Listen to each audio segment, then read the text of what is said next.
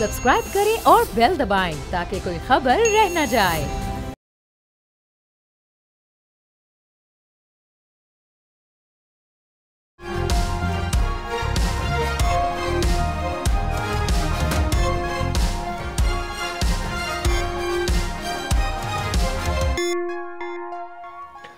नाज़रीन अस्सलाम वालेकुम।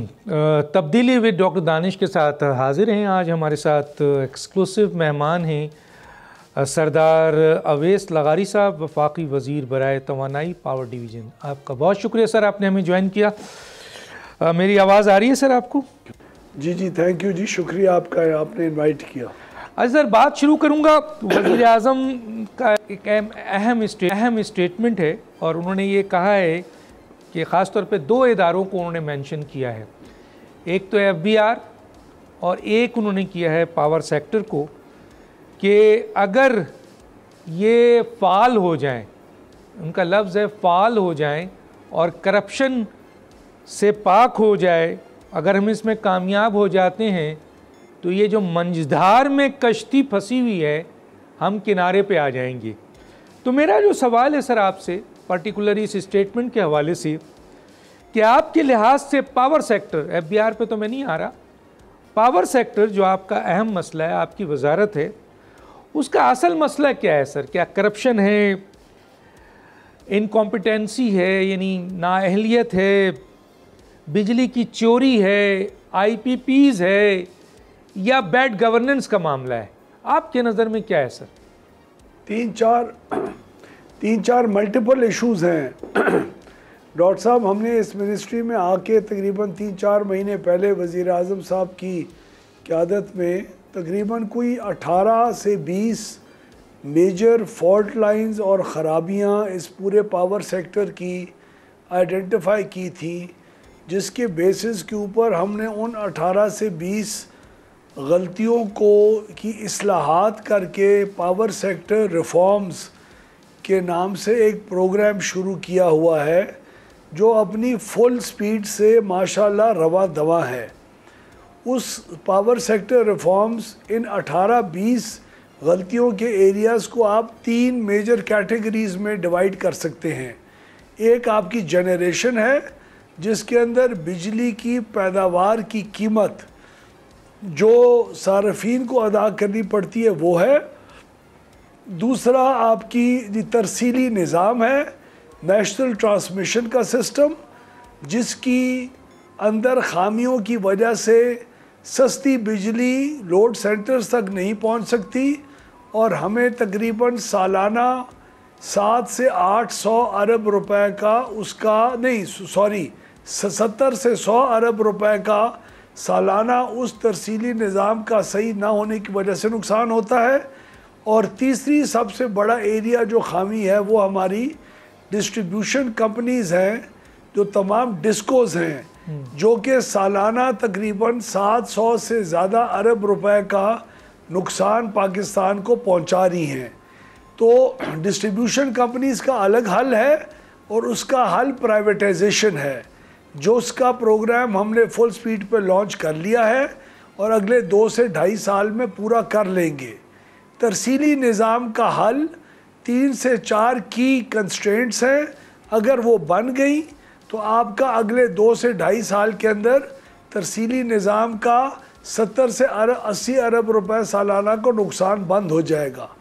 और जनरेशन कंपनीज़ हैं जिनकी IPPs और मुख्तलिफ हुकूमत के जो प्लांट्स हैं जो बिजली बना रहे हैं, उनको दोबारा असेस करके, उनको रीविज़िट करके, जिनको बंद करना है बंद करके, जिनको किसी और बगैर लगाना है वो करके, जिनको बाहमी मुशावरत से अग्रीमेंट्स ठीक करनी है वो करके, और हम बचत करके अपने पाकिस्तान में इस बिजली की कीमत को बेहतर कर सकते हैं और अपने सार्फिन को फ़ायदा पहुंचा सकते हैं। अच्छा सर, ये बताइए कि ये तो आपने बताया कि आप ये जनरेशन, ट्रांसमिशन एंड डिस्ट्रीब्यूशन पे काम कर रहे हैं और यकीनन इस वक्त 11 जो आपकी डिस्ट्रीब्यूशन कंपनीज़ है उसको आप प्राइवेटाइज़ करने जा रहे हैं।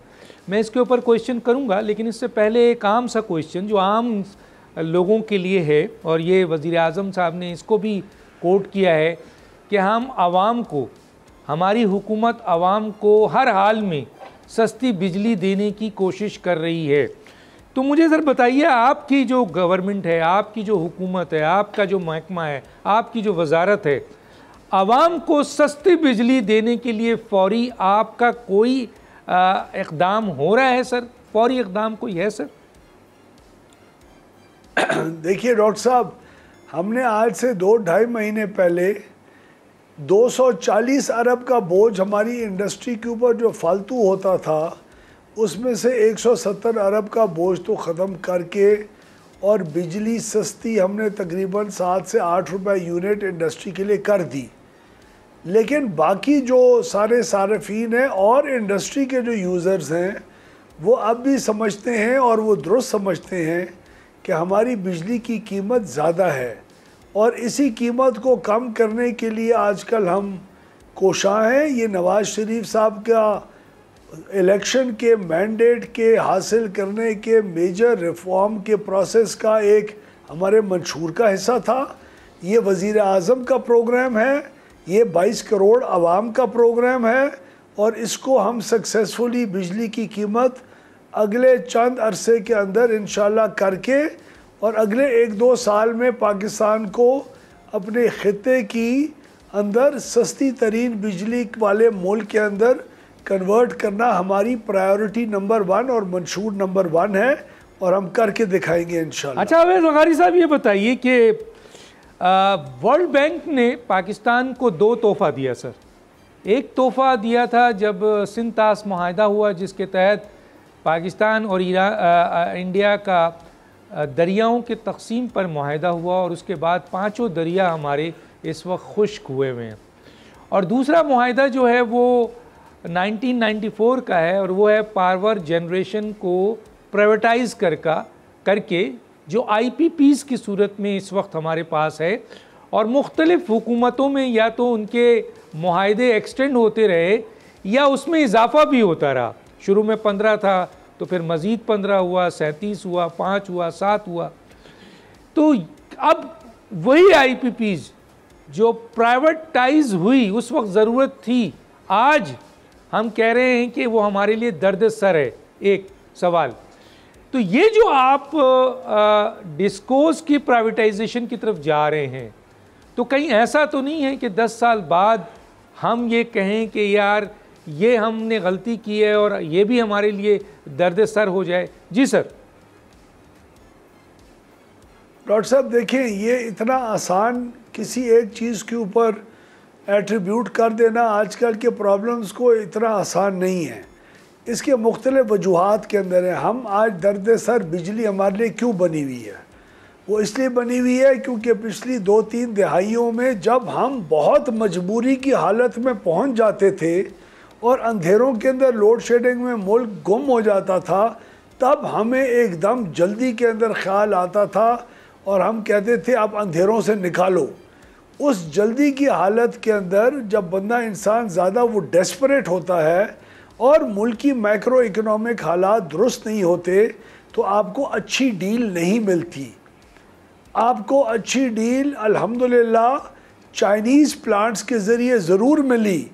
जब चाइना जैसे मुल्क ने, बाकी कोई और नहीं आ रहा था, तो चाइना बढ़ा आगे और उसने 2013 से 18 के दरमियान नवाज़ शरीफ साहब की हुकूमत में ये बिजली के मुसीबत से पाकिस्तान को निकाला। वो बहुत अच्छी डील थी हमारी। वो आज हमारे लिए उस किस्म के जो कर्ज़े हैं वो बोझ क्यों बने हुए हैं? उस वक़्त अगर आपने 3 रुपए फ़ी यूनिट देना था उन प्लांट्स का, आज आप 11 रुपए फ़ी यूनिट दे रहे हैं उन्हीं प्लांट्स का। क्यों? क्योंकि आपके रुपए की कदर नीचे गई 2, 2.5, 3 गुना, और आपके शरह सूद ऊपर गई। और अखराजात के अंदर ये दो चीज़ें यूनिट की कीमत में बहुत बड़ा किरदार अदा करती हैं। दूसरी बात यह है कि आपने बात फरमाई कि 1994, हाँ, हमारे कई प्लांट्स इस वक्त हैं IPPs जिनके साथ अगर बामी मुशावरत के साथ बैठ के बात की जाए, जिसके ऊपर हमने सारी रिसर्च पिछले 3-4 महीने में की है। ये तो डॉक्टर साहब आपको फला इंडस्ट्रियलिस्ट और फला लोग अभी दिखाई देना शुरू हुए हैं ना, महीना 1.5 महीना पहले, जो अपनी हुकूमतों में खामोश रहते थे।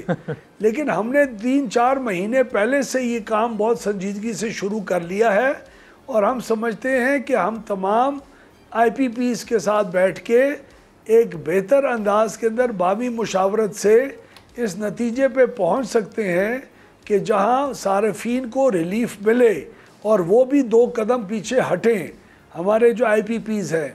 तो अच्छा सर, यहाँ पर मैं, ये बड़ी अच्छी बात की आपने और ये पॉइंट भी मैं रेस करूँगा कि क्योंकि एक ओल्ड IPPs है, एक न्यू IPPs है। ओल्ड IPPs 20-25 साल पुरानी है, जिसमें से 80% लोन तो उनका उतर गया है, और जो न्यू IPPs है वो ज़्यादातर CPEC के हवाले से, चाइना के हवाले से है। उस पर मैं बात करूँगा। लेकिन सर, क्या ये बेहतर नहीं है, एक सजेशन है, आप उसके ऊपर हमें ज़रूर बताइए कि ये IPPs जो भी हैं उनसे renegotiate terms and condition with IPPs, no more extension to the IPPs when term expire. Those IPPs do not want to renegotiate terms and condition. The government should buy back the IPPs at the discounted price. क्या कहेंगे sir इस पे? Sir, हम हर option को देख रहे हैं जो आपने फरमाए हैं ना, उन हर ऑप्शन के ऊपर हम लोग फुल फोकस करके मुख्तलिफ कॉम्बिनेशंस परम्यूटेशंस की बेसिस के ऊपर अपनी कैलकुलेशंस कर रहे हैं, और जो हमारे सार्फिन और स्टेट के इंटरेस्ट में होगा उसके ऊपर अमल करेंगे इंशाल्लाह। ये जो आपने 3 राय दी हैं, एक तो एक्सटेंशन का तो सवाल ही नहीं पैदा होता, ना किसी को कभी दी ना कभी देने का इरादा है, नंबर 1। नंबर 2 ये है कि कई आपके प्लांट से, देखिए डॉक्टर साहब, पाकिस्तान का सबसे बड़ा मसला क्या है, आप तकरीबन जो 40-42 हज़ार मेगावाट की आपकी इंस्टॉल्ड कैपेसिटी है। एक तो मैं ये क्लियर करना चाहता हूँ कि कैपेसिटी की पेमेंट्स इंस्टॉल्ड कैपेसिटी के मुताबिक नहीं होती, और जो आज हाजिर वो टेस्टेड और डी रेटेड कैपेसिटी होती है, जो प्रोड्यूस करने की कैपेसिटी रखते हैं प्लांट्स, उसके मुताबिक होती है, और वो तकरीबन 32-33 हज़ार मेगावाट है, 42 हज़ार नहीं है। दूसरी बात यह है कि ये 32 हज़ार मेगावाट की ज़रूरत क्यों है हमें? ये इसलिए है क्योंकि आज भी आपकी गर्मियों के अंदर मैक्सिमम डिमांड 29-30 हज़ार मेगावाट को जाके टकरती है, लेकिन वो डिमांड वहाँ रहती नहीं है।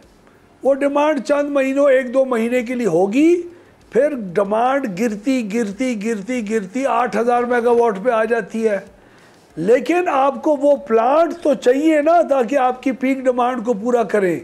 वो प्लांट जब बग़ैर इस्तेमाल के रहते हैं तो उन प्लांट्स का जो फिक्स्ड किराया होता है और हमें जो कीमत अदा करनी पड़ती है, उनको पाकिस्तान की हदूद में किसी जगह पे लगा के रखने के लिए, ताकि गर्मी में लोड शेडिंग ना हो, उसका हुजम का बोझ कम यूनिट्स के ऊपर आना शुरू हो जाता है ओवरऑल। इसीलिए आपकी कैपेसिटी पेमेंट ज़्यादा आपको महसूस होती है। तो पाकिस्तान का मुख्तलिफ चैलेंजेस हैं कि आप अपनी गर्मी की मांग को कम करें, एफिशिएंट फैंस लगा के, एयर कंडीशनिंग के बोझ को कम करके, और सर्दियों की मांग को बढ़ाएं, ताकि आपका वो जो कर्व है डिमांड का, वो जितना फ्लैटन आउट होगा, सर्दियों की डिमांड कैसे बढ़ेगी? अगर आपके खाने पकाने और हीटिंग की रिक्वायरमेंट्स बिजली से फुलफिल हो गैस के बजाय, अगर इंडस्ट्री उठे, जितना इंडस्ट्रियल लोड ऊपर जाएगा उतनी आपकी साल की पूरी डिमांड ऊपर जाएगी आपकी।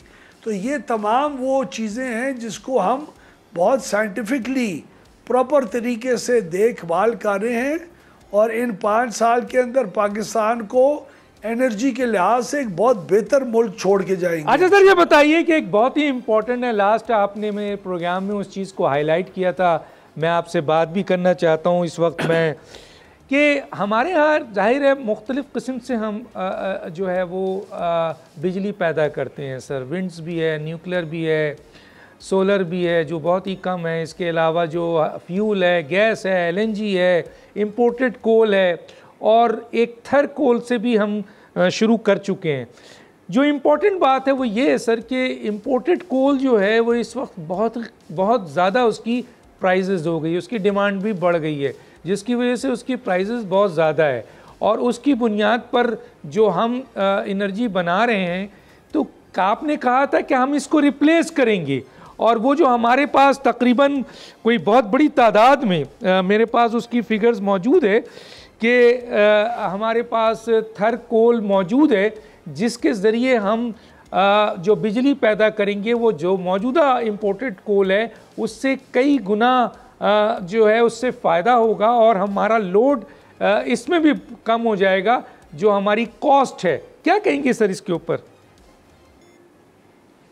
इस वक्त अगर आप इम्पोर्टेड कोल के प्लांट्स को चलाएं तो आपकी सिर्फ जो बिजली बनाने की कीमत है, एनर्जी कॉस्ट इसको कहते हैं, वो 20-21 रुपए से ज़्यादा है फ़ी यूनिट। यही प्लांट्स अगर लोकल कोल पे होते तो आपकी कीमत तकरीबन 7-8 रुपए फ़ी यूनिट होनी थी बिजली पैदा करने की। तो हाँ, एक तो आपके इंपोर्ट का जो बिल है उसके ऊपर तकरीबन 1 अरब USD डॉलर की कमी आएगी, आपको उतने डॉलर कम ज़रूरत होंगे हर साल। और दूसरी डॉट साहब ये भी है कि उसकी एनर्जी कॉस्ट भी नीचे आएगी। तो अगर लोकल कोल के ऊपर ये 4 प्लांट्स जो अभी तक कोल कन्वर्जन नहीं हुई, इनको अगर कन्वर्ट कर लेंगे तो ओवरऑल आपकी पूल प्राइस के ऊपर, ओवरऑल हुजम के ऊपर आपको तकरीबन 2-2.25 रुपये फ़ी यूनिट की कमी होगी। और इसी कोल कन्वर्शन को डेट रीप्रोफाइलिंग के साथ साथ हमने अपनी चीन के अभी हालिया जो दौरा मैंने और फाइनेंस मिनिस्टर ने किया, उसमें हमारे टॉप एजेंडा यही था, और इन दोनों में हमें बड़ी एक पॉजिटिव रिस्पांस चाइनीज़ अपने भाइयों से आया है, जिसको हम फुल स्पीड के ऊपर परसू कर रहे हैं इस वक्त। ठीक है। अच्छा सर, ये बताएं कि इस वक्त तकरीबन, क्योंकि मेरे पास जो फिगर है 175 बिलियन टन कोयला इस वक्त जो है वो मौजूद है, तो मैं इसी के ऊपर थोड़ा सा आना चाहता हूँ कि जाहिर है कि एक ख़ास हद तक जो हम बिजली बनाते हैं इम्पोर्टेड, उसमें सर 6 इस वक्त जो प्लांट्स हैं पावर प्लांट्स कोल से चलाए जा रहे हैं, जिसमें एंग्रो थर कोल पावर प्रोजेक्ट सिंध है, लकी इलेक्ट्रिक पावर कंपनी है Karachi, Port Qasim electric power company Karachi, China power generation company Hub Balochistan, और हुआनिंग शेनडोग रोई ग्रुप साहिवाल पंजाब शामिल है। अब सवाल ये पैदा होता है सर कि इसमें जाहिर है 1320 मेगावाट 1320 मेगावाट, अब आप अगर थर पे इन प्रोजेक्ट को लाना चाहते हैं, क्योंकि मेरा ख्याल है एंग्रो के ज़रिए और चाइना की मदद से आपको 600 मेगावाट तो आपने शामिल कर दिया है, लेकिन आप बाकी प्लांट को अगर इम्पोर्टेड कोल से थर कोल पे लाएंगे तो क्या उस जो प्लांट है उसमें कोई मॉडिफिकेशन होगी, उसकी कॉस्टिंग भी मसला होगा, या कोई प्रॉब्लम नहीं है? और एक और बात जो बहुत लोग इस वक्त सवाल उठा रहे हैं कि जिस तरह आपने चाइना का कहा, तो क्या चाइना आपकी इस सिलसिले में इम्पोर्टेड कोल से लोकल कोल पे लाने के लिए हेल्प करने पे राज़ी है सर? जी, चाइना हर वो काम करने के लिए हमारे साथ तैयार है जिससे हमारे पावर सेक्टर की सस्टेनेबिलिटी और वायबिलिटी बेहतर होती है। तो चाइनीज़ से तो ये हमें एक ओवरऑल जनरल फीडबैक और जनरल अल्हम्दुलिल्लाह एक अच्छा रिस्पांस मिला है। उनका भी इंटरेस्ट इसी में है, क्यों ना हो, उन्होंने इन्वेस्टमेंट्स की हुई हैं, अगर उनको इन्वेस्टमेंट्स वापस नहीं मिलेंगी, हम पेमेंट नहीं कर सकेंगे, पावर सेक्टर सस्टेनेबल नहीं होगा, तो उनका भी नुकसान है, उनके बैंक्स का भी नुकसान है। और ये जो 4 कोल के प्लांट्स आपने बात की, यही कोल कन्वर्जन का हमारा जी एजेंडा था, और इसी के ऊपर इसके ऊपर कितने $100 मिलियन पर प्लांट लगेंगे, उसकी जी लॉजिस्टिक्स क्या होगी, थर कोल माइन से आपकी मेन स्ट्रीम रेलवे जो लिंक है उसके साथ किस तरह कनेक्शन होगी, कब तक होगी, उसकी लॉजिस्टिक्स की वायबिलिटी, ये तमाम चीज़ें हैं जिसके ऊपर हमने प्री फिजिबिलिटी स्टडीज़ रन कर ली हैं, और पाकिस्तान समझता है कि हाँ ये एक वायबल और अच्छा ऑप्शन है। इसी की मज़ीद रिसर्च स्टडीज़ करके इसको अमली जामा पहनाने की भरपूर एक फास्ट ट्रैक प्रोग्राम के ज़रिए हम शिफ्ट करवाने की इंटरेस्ट रखते हैं और इंशाल्लाह करेंगे। अच्छा सर, ये तो हो गया थर कोल। और पाकिस्तान के अंदर डॉक्टर साहब, पाकिस्तान के अंदर हमारा जो बैंकिंग सेक्टर है उसमें भी इतनी अल्हम्दुलिल्लाह जी पसली और सकत है कि कि वो कोल्ड कन्वर्जन के प्लांट्स को हम शायद इंशाल्लाह अपने बैंकों से भी उसको फाइनेंस कराने की पोजीशन में हो सकते हैं। अवैस लगारी साहब, यहाँ आपको रोकूंगा, नाज़रीन एक छोटा सा ब्रेक, फिर वापस आते हैं।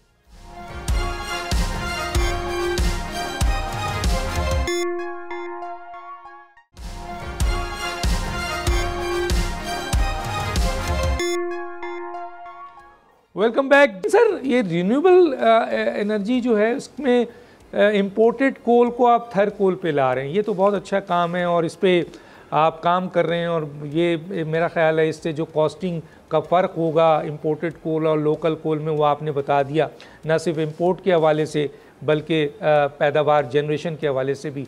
लेकिन सर और भी जो हमारे पास इस मुल्क में, जिस तरह आपसे लास्ट टाइम बात हुई थी सोलर के हवाले से, विंड्स के हवाले से, और ये जो आपके आबी बिजली है, इसके ऊपर आपकी जो वजारत है क्या कर रही है सर?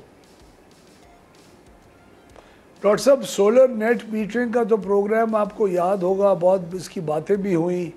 2017 में हमारी ही हुकूमत ने इत्तेफाक से 1 साल के लिए, मैं वज़ीर था उस वक़्त, हमने ही शुरू किया था उसका आगाज़ और इंशाल्लाह इसको जारी रखेंगे। उसमें लोगों ने ख़ुद बहुत इन्वेस्टमेंट्स की हैं सोलर नेट मीटर्स में। तकरीबन कोई 1000 मेगावाट से ज़्यादा हमारा इस वक्त solar net meters local IPPs हैं, 6-6 किलोवाट वाले, 6-7 वाले, जिन्होंने जहाँ जहाँ अपने ग्रीन मीटर्स लगाए। तकरीबन 1 लाख से ज़्यादा हमारे सार्फिन हैं जिन्होंने ख़ुद इसके अंदर इन्वेस्टमेंट कर दी है। लेकिन यूटिलिटी स्केल के ऊपर भी सोलर और विंड आइंदा मुस्तकबिल के अंदर पाकिस्तान की बिजली की कीमत को नीचे ला सकते हैं। लेकिन मसला इस वक्त सोलर या विंड का नहीं है। बिजली, पानी से बनने वाली बिजली की कमिटमेंट हम ऑलरेडी कर चुके हैं और इस वक्त वो कमिटमेंट के मुताबिक काम कई प्रोजेक्ट्स के ऊपर शुरू हो चुका है। तो पाकिस्तान का असल मसला ये है कि उसमें कोई फ्यूल कॉस्ट में मुझे कोई प्रॉब्लम नहीं दिखाई दे रहा। एनर्जी कॉस्ट हमारी अच्छी रीज़नेबल है, 8 से 10-11 रुपए फ़ी यूनिट के बीच में वेरी करती है और हमारा रिन्यूएबल मिक्स भी माशाल्लाह काफ़ी हेल्दी है। असल प्रॉब्लम कैपेसिटी पेमेंट्स का है, जो कि अगले 6-7 साल के बाद कर्ज़े अदा करने के बाद वैसे ही ख़त्म हो जाना है। लेकिन हम इस पीरियड के अंदर उसके अंदर रिलीफ चाह रहे हैं ताकि बिजली सस्ती हो। पानी से बिजली बनाने वाला जो मंसूबे हैं वो डॉक्टर साहब एक और भी सोचने की बात है और हम सोच भी रहे हैं कि क्या पानी से बिजली बनाने वाले मंसूबे सस्ते तरीन हैं? क्या हम सिर्फ पानी का नाम, पानीपन बिजली की एक ख्वाब के अंदर पानी से बनाने वाली बिजली ही पैदा करें कि शमसी तवानाई पैदा करें या विंड से पैदा करें? सबसे सस्ती बिजली क्या होगी? हमारे मुल्क में बदकिस्मती से कभी प्रोविंशियल इश्यूज़ होते हैं, कभी सूबों के मामलात होते हैं, कभी CCI की मजबूरियां होती हैं, कभी हमारा वाटर स्टोरेज के इश्यूज़ होते हैं, वो भी बहुत ज़रूरी हैं सारे। लेकिन बिजली पैदा करने की आइंदा मुस्तकबिल के अंदर जो हमारी स्ट्रैटेजी है वो लीस्ट कॉस्ट बेसिस, यानी कम से कम खर्चे वाली बिजली ऐड हमें करनी चाहिए और ये पॉलिसी का एक अब हमने हिस्सा बना लिया है। और दूसरा ये है कि कंपटीशन की बेसिस के ऊपर लगना चाहिए। ये नहीं कि आप किसी को रेट दे दें, आओ लगा दो, नहीं, हम बताएंगे कि किस जगह पे हमें बिजली का कारखाना प्रोडक्शन चाहिए और उसके लिए जो मर्ज़ी टेक्नोलॉजी को इस्तेमाल करे, जो सबसे सस्ता बना के देगा और सबसे अच्छी कंडीशंस में उसको होना चाहिए। और दूसरी बात यह है कि ओपन मार्केट की तरफ भी हम जाएं और ओपन कम्पेटिटिव मार्केट्स के ऊपर हमने बहुत काम किया है ताकि आप अपनी ज़रूरत की बिजली किसी भी बेचने वाले से ख़ुद जाके, आपका इदारा, आपकी हाउसिंग स्कीम, आपकी इंडस्ट्री जाके ख़ुद ख़रीदे। कोई डिस्ट्रीब्यूशन कंपनी है, बजाय हमारी बिजली लेने के जाए किसी और सस्ती बनाने वाले से ले ले और देना शुरू कर दे। तो इसकी जो ट्रांजिशन है ये भी हमारे एजेंडा में से एक है और इसके ऊपर भी बहुत टेक्निकली और प्रोफेशनली काम शुरू हो गया है। अच्छा सर, एक बड़ी डिमांड आ गई है, आपने उसका इशारा भी दिया है कि वो हुकूमत में थे और अब उनकी हुकूमत में ये सवाल नहीं उठा, अब वो सवाल उठ रहा है और कहा यह जा रहा है कि आईपीपीज़ की फॉरेंसिक ऑडिट की बात की जा रही है और कहा यह जा रहा है कि बहुत बड़ी तादाद में आईपीपीज़ के अंदर अरबों का मेंशन है, उसमें हज़ारों का, कि जी ये जो कैपेसिटी चार्जेस दिए गए हैं और जो पेमेंट की गई है उनका ये कहना है कि ये ज़रूरत नहीं थी, इसको नहीं देनी थी। तो क्या फॉरेंसिक ऑडिट के लिए ये जो डिमांड की जा रही है, ये आप इसके ऊपर कराने जा रहे हैं या आपके पास कोई सॉलिड इस सिलसिले में इंफॉर्मेशन है जो आप हमसे शेयर करेंगे सर? देखिए सर, कैपेसिटी पेमेंट इतनी नहीं देनी चाहिए थी, दे दी। ये तो प्रेस कॉन्फ्रेंस की जीनत बनाने के लिए बातें हैं जो खड़का देते हैं लोग ऐसे ही। जब खुद हुकूमतों में होते हैं तब बात नहीं करते उसकी, अब उनको याद आ जाती है। ये गालिबन एक और जो मामला, बल्कि हम खुश हैं जितना आईपीपीज़ के इशू को हवा मिली है, हमारे हाथ और मजबूत हो गए, तो हमें कोई प्रॉब्लम नहीं है। ये आईपीपीज़ को डील करना, कीमत कम करना, ये नवाज़ शरीफ और शहबाज शरीफ साहबान का अपनी प्रायोरिटी और अपना प्रोग्राम है। ये पाकिस्तान की स्टेट का प्रोग्राम है, पाकिस्तान के 21 करोड़ आवाम का प्रोग्राम है, इसमें कोई शक व शुबा नहीं है। लोग जिन्होंने, मेरा जो अंदाज़ा है डॉक्टर साहब, जितनी भी आपने चंद महीनों में, पिछले 1-2 महीने में शोर शराबा सुना है, ये गालिबन हुकूमत के अंदर संजीदगी से जो काम हो रहा है वो लीक हुआ है और लोगों ने कहा हो तो रहा ही है, तो आए हम भी इसके अंदर अपना हिस्सा डाल दें। हम मशकूर हैं उनके, और भी हिस्सा डालें हमारी तरफ से, हमें और खुशी होगी। लेकिन बात यह है कि हर चीज़ को ओवर सिंप्लीफाई करके भी पेश नहीं किया जा सकता और ना ही ये इतना आसान काम है। जब आप ख़ुद हुकूमत के अंदर होते हैं तो आप अगर बेवकूफ़ी और इररिस्पॉन्सिबिलिटी के साथ काम करेंगे और एक तरफ़ा मामलात को चलाने की कोशिश करेंगे तो फिर बैनुल अक़वामी कवानीन और एग्रीमेंट्स भी मौजूद हैं। तो हम लोग बहुत रिस्पॉन्सिबल तरीके से हर एंगल को देख के और बामी मुशावरत के साथ बेहतरी लेके आएंगे इंशाल्लाह। अच्छा सर, ये एक सवाल है, वो ये है कि जाहिर है आईपीपीज़ के हवाले से कई बातें आती हैं, लोकल भी हैं। हालांकि हमारा डॉलर इंडेक्स में लोकल को भी हमने अलाउ किया हुआ था कि वो डॉलर इंडेक्स में उनकी पेमेंट हो। हालांकि जो लोग फ्यूल और गैस और इंपोर्टेड कोल और एलएनजी ला रहे थे, चले वहाँ तक तो समझ में आता है। हमें तो सर ये बैगास के हवाले से भी ये सवाल आ रहा है कि उनको भी पेमेंट शायद डॉलर्स में की गई, जबकि वो गन्ने के फुजले के हवाले से हैं।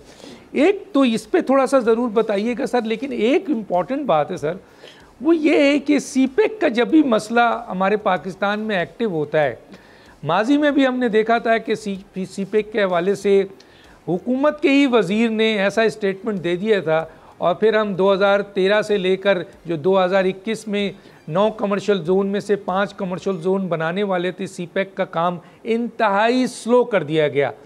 क्या ये जो स्टेटमेंट्स आ रही हैं, ये जो बातें आ रही हैं, क्योंकि ओल्ड आईपीपीज़ के तो 80% जो लोन होता है वो तो डिस्पोज ऑफ हो चुका है, उनका इतना बड़ा इश्यूज़ नहीं है जितना बड़ा इश्यूज़ न्यू जो इस वक्त आईपीपीज़ हैं, सो सीपेक से रिलेटेड हैं, चाइना से रिलेटेड हैं। कहीं वो उनको निशाना बनाने के लिए कोई एक बैनुल-अक़वामी एजेंडा तो नहीं है सर? ये मैं ये भी आप ज़रा पूछना चाहूँगा सर आपसे। डॉक्टर साहब, पीटीआई की हुकूमत में तो बाकायदा 3, साढ़े 3, 4 साल इसके ऊपर पीटीआई ने मेहनत की, ज़ोर लगाया और हमारे सीपेक के प्रोग्राम को डीरेल किया। इसमें तो कोई शक व शुबा ही नहीं है। ये तो हुआ, इसकी तो फोरेंसिक एविडेंस तो मौजूद है, इसकी तो ना सिर्फ एविडेंस मौजूद है, इसके कॉज एंड इफ़ेक्ट्स भी मौजूद हैं। अब सीपेक दोबारा अपने पाँव के ऊपर खड़ा होकर इंशाल्लाह लॉन्च तकरीबन होने को है। प्राइम मिनिस्टर साहब और हमारे जो चीफ़ ऑफ आर्मी स्टाफ हैं उन्होंने भी जाके सिक्योरिटी के लिहाज से और मुख्तलिफ़ चीज़ों से बहुत जाके एक एक्टिव रोल प्ले किया और सीपेक दोबारा एक्टिव हो चुका है, जिसके अभी आपको सामने असरात आना शुरू हो जाएंगे। तो सीपेक और चाइना के साथ रिलेशनशिप तो हम कभी भी किसी भी एक्सपेंस के ऊपर और कॉस्ट के ऊपर नहीं ख़राब करेंगे, क्योंकि उस रिलेशनशिप में कोई ऐसी बात ही नहीं है कि पाकिस्तान को किसका नुकसान हो। हमने तो पूरी दुनिया के इन्वेस्टर्स को 2015 के अंदर ऑफ़र किया था कि आएँ आप इस रेट के ऊपर, इतनी रिटर्न के ऊपर आएँ, आप अपने प्लांट लगाएं। तो कोई नहीं आया ना। अगर नहीं आया और अगर चाइना आया और उसने रिस्क लिया हमारे मुल्क में आके इन्वेस्ट करने का, तो हमने उनको खुशामदीद कहा और उन रिलेशनशिप्स को हम बड़े सैक्रोसैंक्ट तरीके से आगे लेके चलेंगे इंशाल्लाह। सीपैक को कोई इसका नुकसान नहीं होगा। मैं आपको बताऊं कि बिजली की कीमत कम करने के बहुत सारी और सीपैक के प्रोजेक्ट्स के अलावा भी बहुत स्पेस है और हम करेंगे। सीपैक का जहाँ तक ताल्लुक़ है, वो उनके 2 एरियाज़ हमने आइडेंटिफाई किए थे जहाँ सीपैक के प्रोजेक्ट्स के अंदर हमें कुछ इम्प्रूवमेंट मिल सकती है, और वो डेट की रीप्रोफाइलिंग थी, क्योंकि हमारे ऊपर कर्ज़ा बहुत है और इत्तेफाक से उस वक़्त प्लांट लगे जब इकॉनमी ने इमरान खान के वक्त में ग्रो करना ख़त्म कर दिया। जब ग्रोथ नहीं हुई, हमने डिमांड एक प्रोजेक्ट की, उसकी मांग ही नहीं थी, तो वो प्लांट्स फजूल में, वो कैपेसिटी फजूल में ज़ाया होती रह गई पूरे मुल्क के अंदर।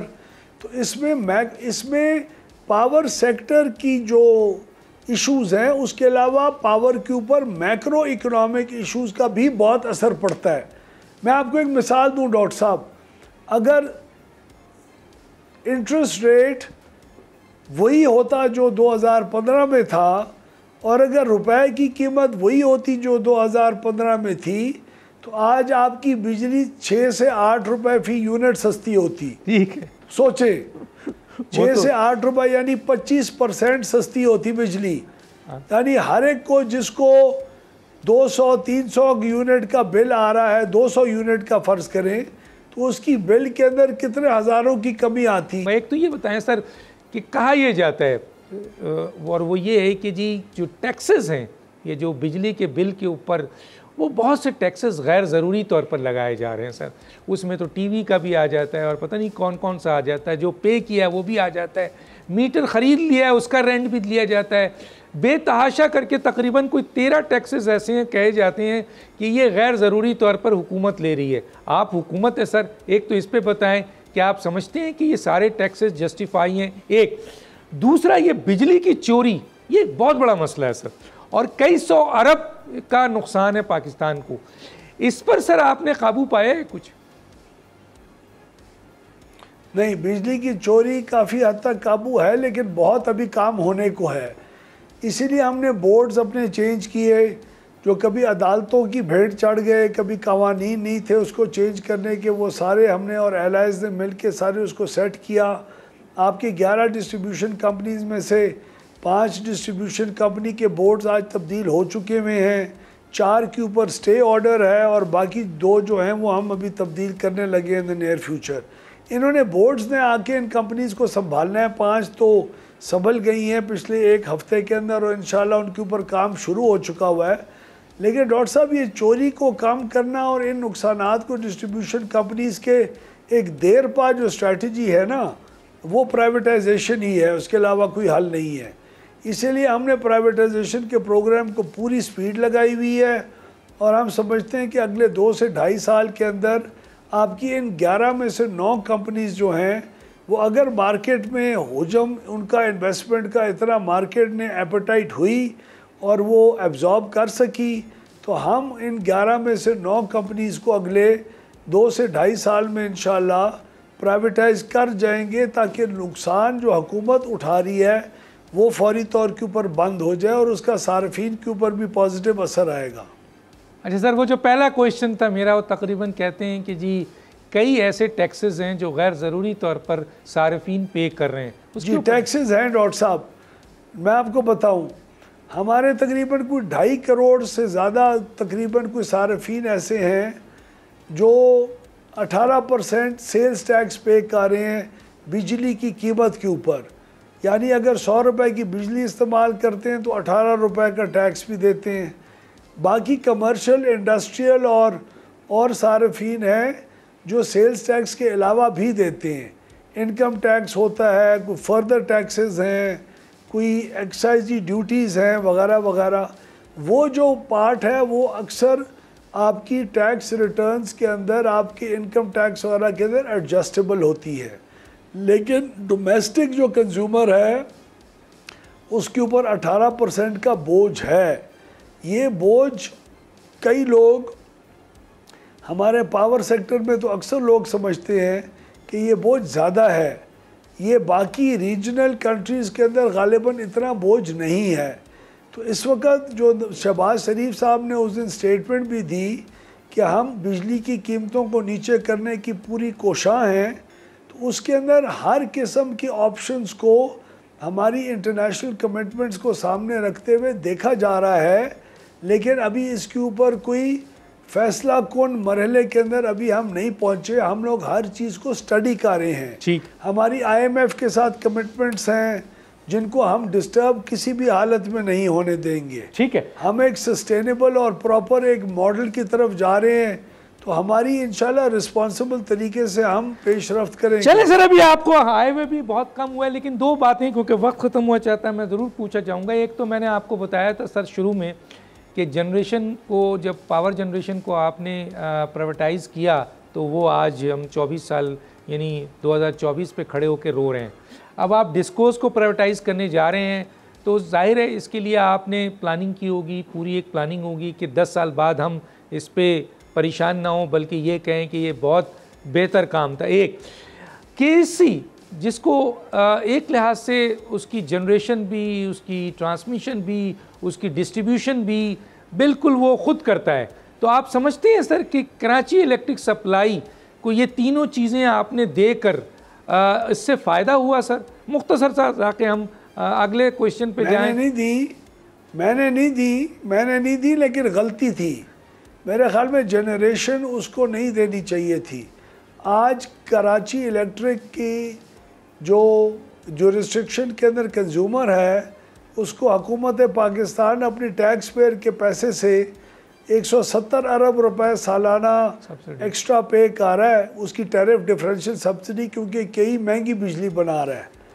तो मेरे ख़्याल में इसी तरह हम जो प्राइवेटाइजेशंस पहले हुई हैं उनसे सीख के इस दफ़ा की डिस्कोस की प्राइवेटाइजेशन को बेहतर और ज़्यादा एफिशिएंट बनाएंगे, ताकि हमारे कंज्यूमर को आज से 10 साल बाद कोई नुकसान ना हो, बल्कि फ़ायदा ही फ़ायदा हो। बस आखिरी सवाल सर, वक्त ख़त्म हो चाहता है। आखिरी सवाल है कि आपकी हुकूमत में ज़ाहिर है गवर्नेंस का, आपकी जो वजारत है उसमें गवर्नेंस का बहुत बड़ा मसला रहा है।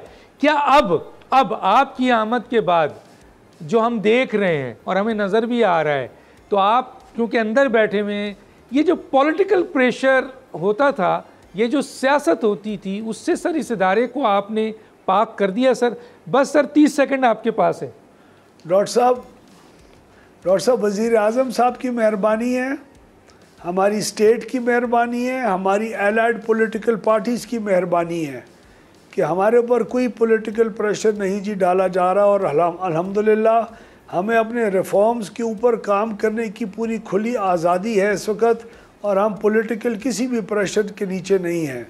ये गालिबन पहली दफ़ा हुआ है पाकिस्तान की हिस्ट्री में जो विदाउट पॉलिटिकल प्रेशर हम अपने रिफॉर्म्स को इम्प्लीमेंट कर रहे हैं। बहुत सही है सर, जाहिर है गवर्नेंस होगी, मेरिट होगा, इंसेंटिव भी दिया जाएगा, अकाउंटेबिलिटी भी होगी, तो यकीनन अगर इसमें कोई पॉलिटिकल इंटरफेरेंस नहीं है तो कामयाबी इंशाल्लाह बहुत करीब होगी। बहुत शुक्रिया आपका जनाब अवैस लगारी। स्टेज पर इंशाल्लाह मज़ीद बात करेंगे। वक्त ख़त्म हुआ चाहता है। डॉक्टर दानिश को इजाज़त दीजिए। अल्लाह हाफ़िज़।